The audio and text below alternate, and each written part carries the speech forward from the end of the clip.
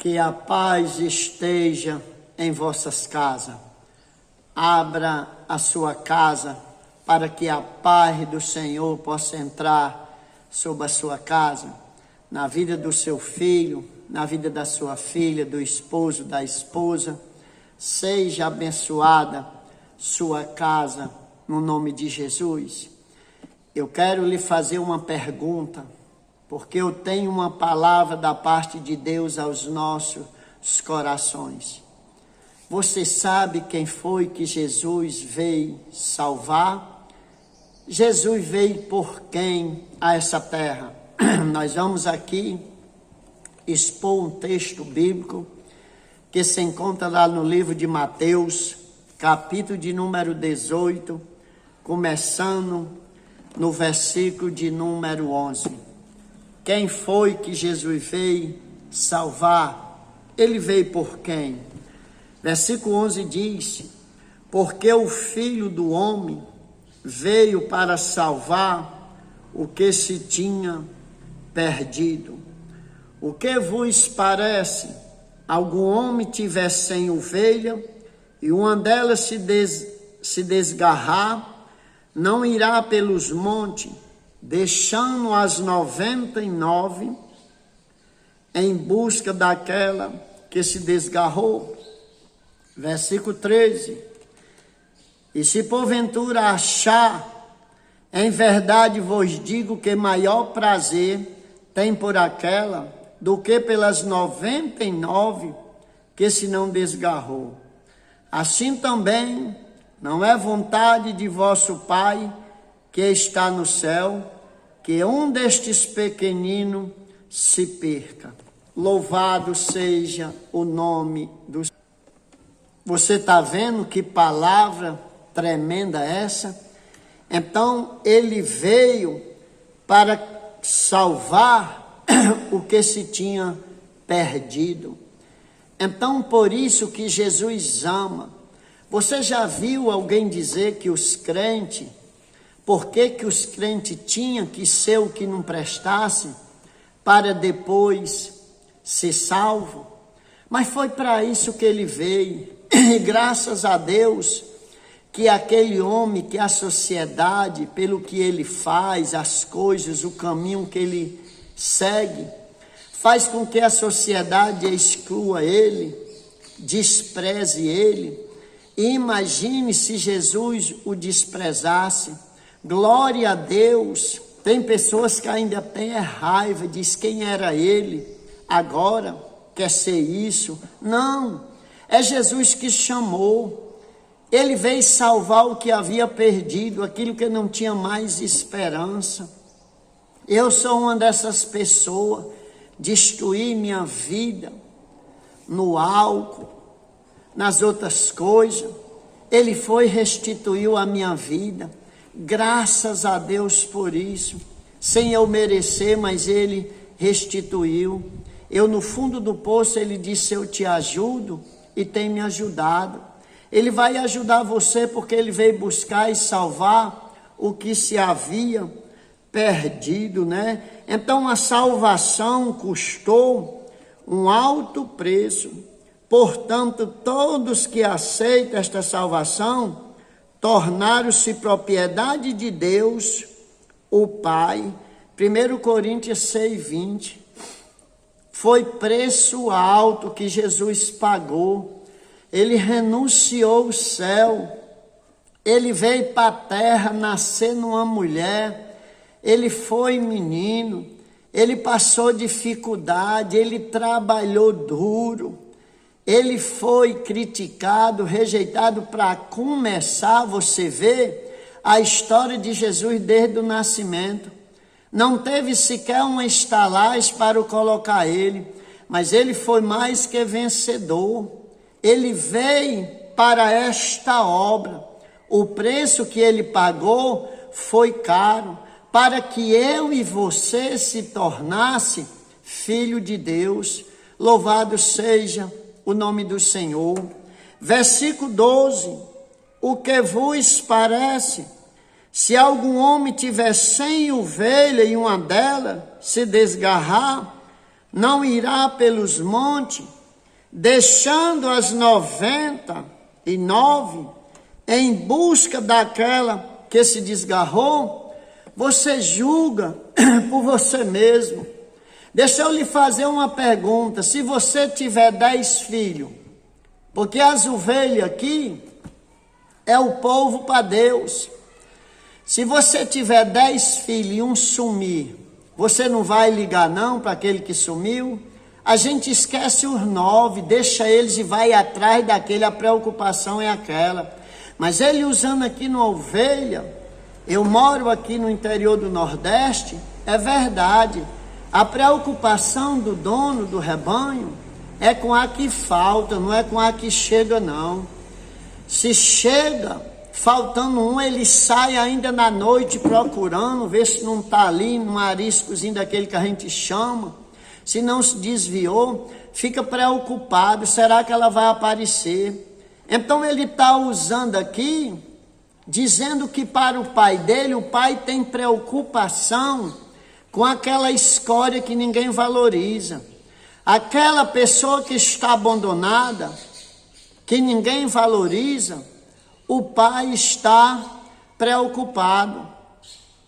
Eu quero lhe contar um grande testemunho no final desse vídeo. Um grande testemunho de uma crente que estava na igreja com sua filha.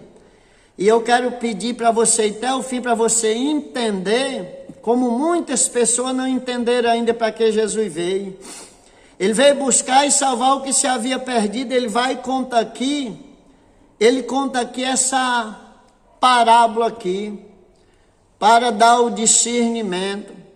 Porque todo mundo entende assim, se tiver 100 ovelhas, a gente se preocupa com o que faltou. Se tiver 100 gado, a preocupação é com o que faltou, não é com o que está na casa não. Então a preocupação do pai é com quem está fora. E ainda vem umas pessoas dizer que quem está fora está melhor do que quem está dentro. Isso é mentira do outro lado. É não. Deus enviou o seu Filho para chamar o homem ao reino dele, para chamar o homem à salvação. Versículo de número 13. E se porventura achar, em verdade vos digo que maior prazer tem por aquela, do que pelas 99 que se não desgarraram. É verdade. A festa no céu quando volta um. Os anjos queriam pregar o evangelho. Deus não deixou para você e deixou para mim. E muitos criticam, têm vontade de nos parar, porque eles foram chamados também, mas se desviaram. Negaram a Jesus, abandonaram. Trocaram Jesus pelo mundo. Aí hoje você vê o tanto de gente que tem, que nos ataca. Eles queriam era calar a gente. Mas não, Jesus quer que você pregue também. Jesus ama você também nessa situação que você está vivendo. Jesus lhe ama. Ele quer lhe ajudar, ele quer restaurar a sua vida, ele quer restaurar seu sentimento, restaurar sua fé, restaurar sua esperança. Ele quer fazer isso na sua vida. Louvado seja o nome do Senhor. Então ele diz aqui que a importância não é daquelas que não se desviaram, o importante é aquele que se desviou, porque aquelas que já estão ali no aprisco, elas estão seguras, e as outras não. Aqueles que estão hoje no reino, aqueles que estão ali crendo, eles estão melhor do que aqueles que estão lá fora, porque qualquer hora o passarinheiro pode o agarrar. Então Jesus, ele veio buscar e salvar o que se havia perdido, e hoje tem muita gente pregando não a salvação, é pregando a condenação. Eu postei um videozinho bem pequenininho no YouTube, é um short, já está com um bocado de visualizações, não sei se já vai atingindo bem 3.000 visualizações. Eu só dizendo qual era a verdadeira mensagem do Evangelho. João pregava o arrependimento dos pecados, né? O arrependimento. Quem é que está pregando hoje arrependimento, salvação, batismo? Quem é? Hoje não precisa dizer que você sabe o que é que estão pregando, né? Transformando um negócio. Eu que não faço nada para arrecadar dinheiro, não invento nada, não peço nada a ninguém. Eu prego o evangelho porque em gratidão ao Senhor, por o que Ele fez na minha vida, e eu fiz um negócio com Ele. Eu digo, me tire dessa sarjeta, me coloque para pregar como esse homem aí. Eu na sarjeta e vendo um homem pregando lá na rua de São Luís do Maranhão. Eu digo, se o Senhor fizer com esse homem aí, se o Senhor fizer comigo como esse homem, o Senhor faz com esse homem, eu vou. Aí Jesus lá do céu disse, tu vai mesmo, não vai? Pois eu vou fazer, eu te ajudo. Me levantou com 15 dias, eu pregava a palavra de Deus naquele lugar. Louvado seja o nome do Senhor. Mas já faz um bocado de anos isso, viu? Um bocado de ano que eu venho ralando pela misericórdia de Deus e sou muito grato a Ele. Então por isso que eu prego o evangelho e não vivo atacando ninguém. Eu levo a palavra de esperança. Então tem saída para você. Do jeito que você estiver vivendo, tem saída para você.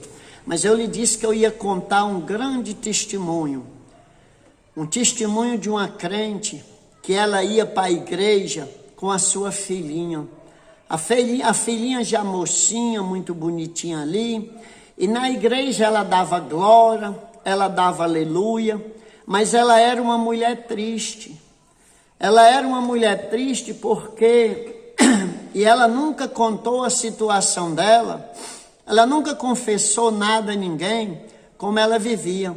Mas na igreja, todos conheciam só ela e a filhinha. E ela não tinha marido. Era outro nome que eu não posso falar. Então, não sei se ela ordenava a filha para não comentar. Aquela menina vivia ali na igreja, mas ela, ano após ano. Mas olha o que se encontrava por trás. Na igreja ela dava glória, na igreja ela dava aleluia. Mas todo dia, de manhã cedinho, havia um homem naquela casa, que era o marido dela, pai da jovem. Mas aquele homem saía todo dia de manhãzinha cedo e passava o dia no mundo, se alcoolizando, que tem palavra que não pode falar hoje. Então, ele voltava à tardezinha embriagado e imagine, não estou aqui o acusando aquela mulher, porque quem luta com isso é quem sabe. Eu já fui um desse tipo de gente. Então, quem luta com isso é quem sabe. E eu já lutei muito com bêbado. Então, aquela mulher, ela perdeu as esperanças. Ela perdeu a fé que Jesus poderia fazer alguma coisa pelo aquele homem. Mas é como eu lhe digo, não estou aqui criticando aquela mulher. Eu disse que ia contar o testemunho. Aquela mulher esqueceu que Jesus pudesse fazer alguma coisa por aquele homem, porque ela tinha vergonha. Você vai ver o que aconteceu. Ela tinha vergonha daquele homem. A sua filha tinha vergonha. Aquela filha não falava dele nos colégios. Ela não falava. Para o povo, só morava elas duas em casa. Mas os vizinhos sabiam. Mas quando foi um dia, pela providência de Deus, era um aniversário, o pastor disse, irmã, eu vou à sua casa. Ela disse, pastor, eu quero que o senhor vá, que eu vou preparar um almoço para o senhor. E o senhor vai almoçar. Ele disse, minha irmã, mas eu só posso chegar lá para meio-dia. Ela disse, pastor, é 11h30, o senhor chegando tá bom. Por quê? Porque ela já tinha premeditado tudo. Disse o nome que ela chamava. Ele sai de manhãzinha, Só chega à noite mesmo. E aí o pastor vem, almoça, conversa tudo e vai embora. Quando ele chegar, não tem mais ninguém aqui. Tudo bem, mas olha o que aconteceu. Naquele dia que o pastor ia almoçar lá, eu não vou dizer o nome do pastor, que ele foi almoçar lá, aquele homem saiu cedinho, saiu cedo para as ruas. Mas por providência, que creio eu, por esse Jesus que veio buscar e salvar o que se havia perdido, que muitos já perderam as esperanças, banalizaram, não crê mais, entregaram os pontos, vamos dizer, como aquela mulher. Mas aquele homem foi incomodado, aonde ele estava, ele veio-se embora para casa. Quando esse homem chegou, 11 horas em casa, 10h40, foi mesmo que um choque naquela mãe e naquela filha. Pelo amor de Deus, que com uma pessoa dessa vai fazer aqui uma hora dessa? Acabou com o nosso dia, acabou com a nossa festa. Ele disse, eu vou ficar, eu não sei nada, eu vou ficar ali deitado na sala ali. Vou me deitar ali. Deitou-se no pé da parede e ela disse, pois fica aí calado, para ninguém saber nem que você está aí. E aí, quando o pastor chega, que bate palma, na porta da frente, não, pastor, entre por aqui, entre aqui, abriu o portãozinho, venha por aqui, que era para ele não passar por a sala onde estava o homem, popando. Ele disse, não, irmão, eu quero entrar por a frente mesmo, eu gosto de entrar por a frente da casa, por a porta da frente. Ela disse, não, pastor, eu quero que o senhor entre por aqui. Não, minha irmã, mas o Espírito Santo de Deus me incomoda para eu entrar por aqui. Essa mulher morrendo de vergonha, abriu a porta. Quando aquele homem levantou os olhos, só a misericórdia, aquele pobre coitado.